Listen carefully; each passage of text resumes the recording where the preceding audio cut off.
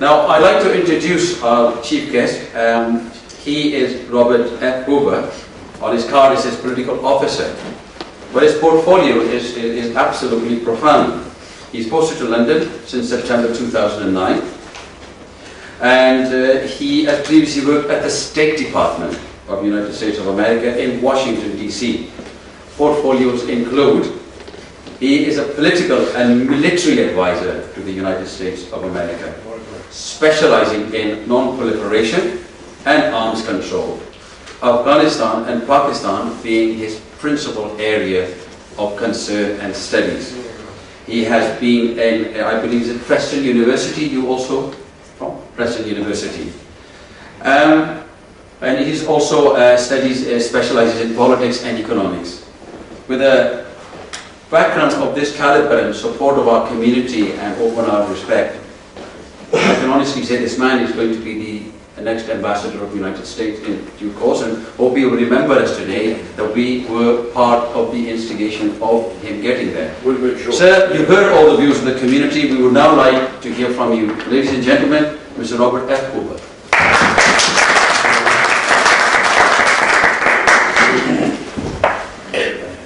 First of all, ladies and gentlemen, distinguished guests, thanks so much for having me. I want to say a special thanks to Cllr Liaquat for inviting me tonight, and thank you all for coming out at such short notice. It's a great turnout, and I feel not only privileged, not only honored, but humbled to be among you and the kind of folks we have here tonight. I think anyone from the United States, anyone from the world for that matter, should be honored to be here, and I am. I want to say thank you for the speeches that we heard tonight, and I wish I had a chance to hear from all of you. Hopefully, in the time that I'm here in the United Kingdom, I will have a chance to hear from all of you. And I've passed around a few of my business cards. Unfortunately, I didn't bring enough for everyone, but I hope that you can get in touch with Cllr Liaquat if you don't have my contact information. I'd very much like to get to know all of you while I'm here. It's been a real privilege to listen to the speeches that were made tonight, and I think that some very key points were touched upon. Firstly, and I think this is something that cannot be reiterated enough, the United States and Pakistan are friends, allies, and always will be. We always have been, ever since 1947, and that's something that's not going to change. I think you've seen so far with the administration in Washington a recommitment to Pakistan. Increase in the aid that we've pledged, and I can only assume that there will be future increases in aid in the future. I think that it's part of being allies, part of being friends, that we can come together in forums like this one and have a frank discussion. I think that it's as was mentioned earlier. It's not through war that we best express ourselves. It's not through aggression. It's through dialogue. It's through open and honest communication. And I think that this forum tonight has been an excellent example of that. I know that the principal reason I wanted to come be here, not only to meet all of you, of course, but also to hear the thoughts and the concerns and the viewpoints of so many respected members of your community. I think that we can have future discussions like this, and I certainly hope that we will. And I don't want to overplay my role at the embassy. I certainly do get to advise the ambassador on occasion, and I can promise you that I will be sharing this meeting with him. But I think that I think it's important for not only me, but for others in the embassy, others in the U.S. government to engage in these sort of meetings where we can hear your views. Hopefully, you can hear some of ours, and together we can come up with solutions to the problems that we jointly face. It's, as was mentioned multiple times tonight, we do have a common enemy, and it's not. In a sense, we are both victims of a very small group of people who see the world very differently than the way that we see it, and who would prefer, frankly, evil deeds to what we know as the the right and the just course of action. And so tonight I hope that we can pledge to work together to root out those the folks who would do this, and work together for a world where peace and harmony can be not goals that we strive for, but realities. I think I must say that Pakistan recently, especially in democracy, has been making great strides, and I commend all of you for the efforts that you have put in from abroad to contribute to the growing democracy that we have in Pakistan. I can tell you that the United States will continue to support Pakistan in its growth, not only militarily, but investing in things like schools and roads and education. I don't think you can overstate the value of building from the ground up, and that starts with children learning at school and putting people in an environment where they can succeed. And I think that it's a testament to all of you and to the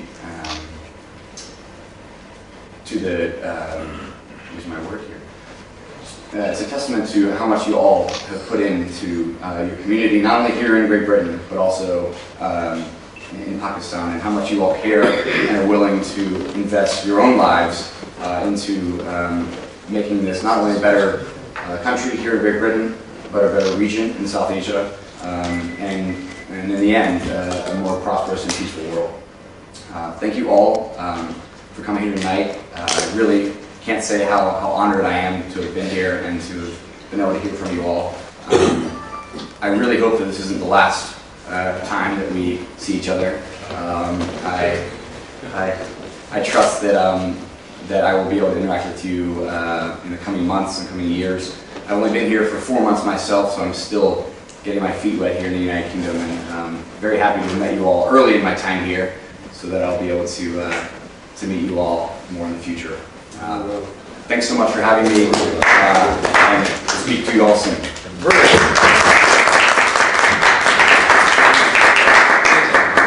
Thank you very much, sir. Before we go on to the presentation for you to remember us, I'd like to take this particular opportunity to thank CHD Shokat here, who has facilitated this evening, and he, as always, man behind the scenes, brings and pulls the community together, journalists, people throughout Britain. He welcomes them here in open arms, and he is truly a community hero, a man who really brings people together. I'd like a round of applause for CHD Shokat. Sir, before we conclude, we would like you to remember this evening today. We spoke today to you, not from ourselves, not from my family in Wales, but we spoke for those people who are lying in hospital, injured, fighting terrorism, and who are victims of terror, who are lying in Pakistan hospitals, who can't speak, who would love to talk to you. Only the other day there was a little boy in Haiti buried for 10 days underneath rocks and rubble, and there were Americans actually there digging him out. And when they dug him out, first thing he did is held his palms out and a big smile on his face to say, life is so great.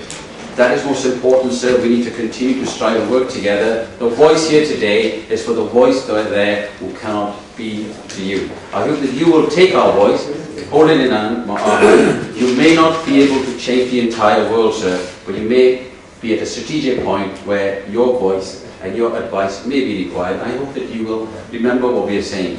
For that reason, we are going to now, sir, make a presentation to you, and I'm going to ask the two eminent gentlemen here to present you with this friendship of Pakistan, America, and of course we are British, to present this to you. I'd like to ask former member Tisab as well, and I'd like to ask Lala, our chief, the three gentlemen, to present you this on our behalf, to take with you, sir, and remember, one day that will be the making of you history.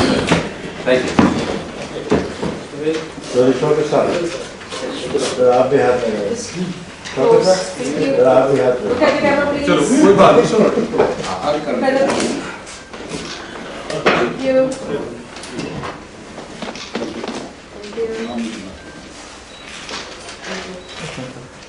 Excuse me.